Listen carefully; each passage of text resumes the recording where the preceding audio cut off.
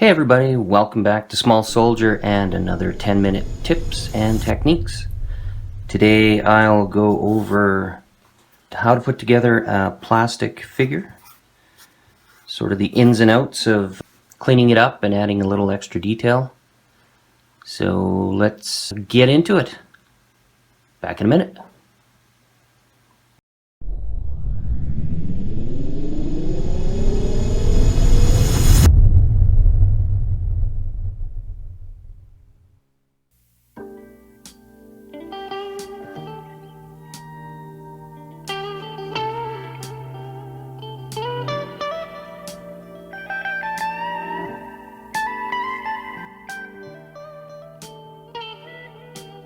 Do it!